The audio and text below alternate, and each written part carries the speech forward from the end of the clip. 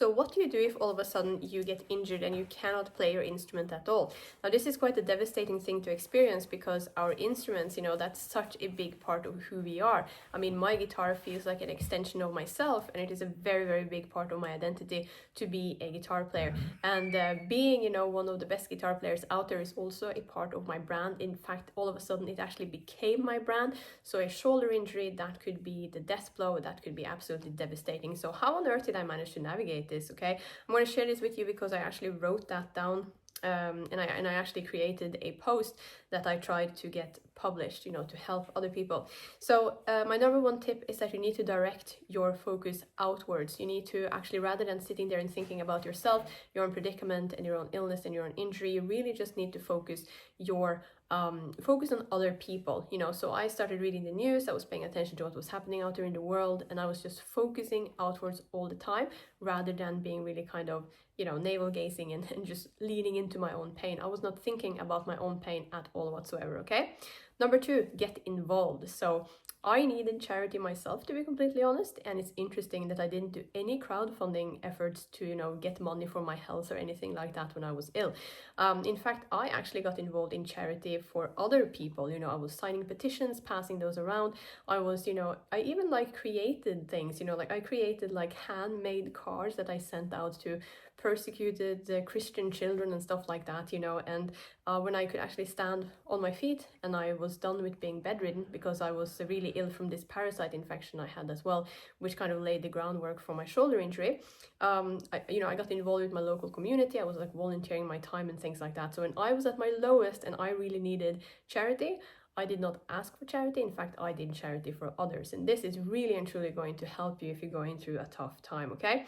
Statistics are golden. That's my third tip. So I read this, that 60% of musicians will experience a mental breakdown during their lifetime. So what I then told myself is I used this 60% thing and I was like, I do not want to be part of the 60%.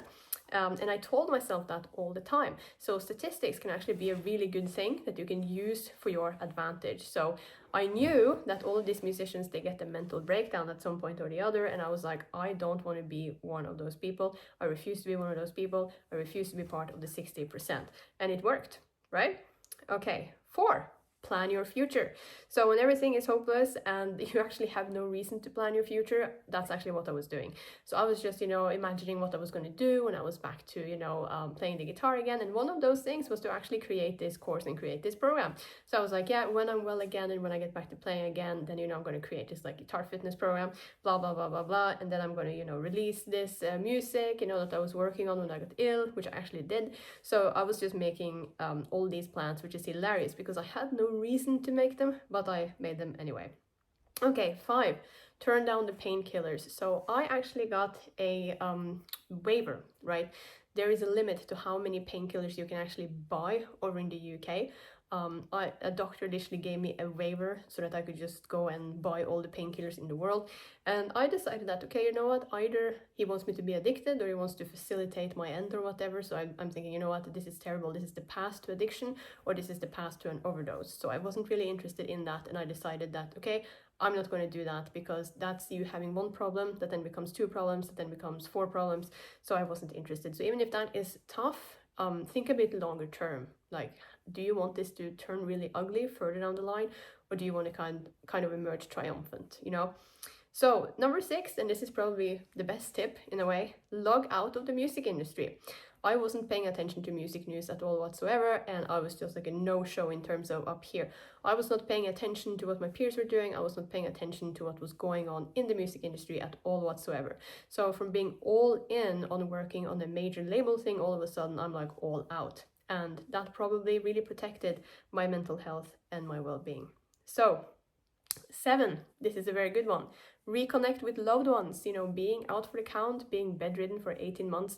Funny enough, it gives you the perfect opportunity to reconnect with people that you haven't necessarily been spending that much time with or speaking that much to because you've been so busy working, especially if you are an independent artist or just a musician, full stop. So when I was bedridden, all of a sudden I ended up becoming the roommate of one of my siblings. All of a sudden I had all of these conversations with my other siblings, and I really kind of got to know them where they were at in the moment. So this is a perfect opportunity. If you're ill and you're injured and your life totally sucks, it is a perfect opportunity to not just do charity, but a very good opportunity to actually talk to the people who are close to you and to reach out to people, to be completely honest. Okay, prayer, that is my eighth tip, and maybe this is why these people I sent this article to didn't want to publish it or whatever, but especially I'm saying that, you know, becoming a Christian and praying and having a spiritual life, that is definitely something that can help you, and that is well known. It is well known that a lot of people find a true strength ultimately in something that is bigger than them, something that is more meaningful as well, because, you know, if you are a person of faith, you know, life is way bigger than what we're seeing right here and right now.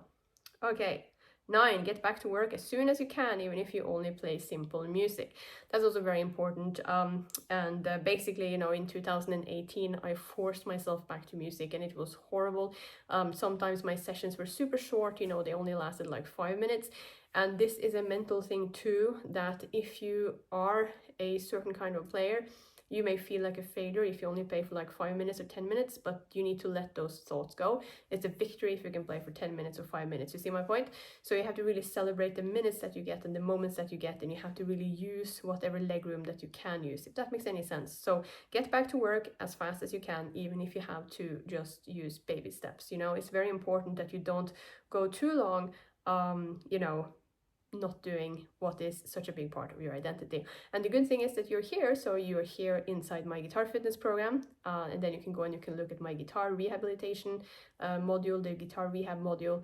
And yeah, so I mean, another thing as well, and this is something that I'm just adding in here, it was not really in the original text.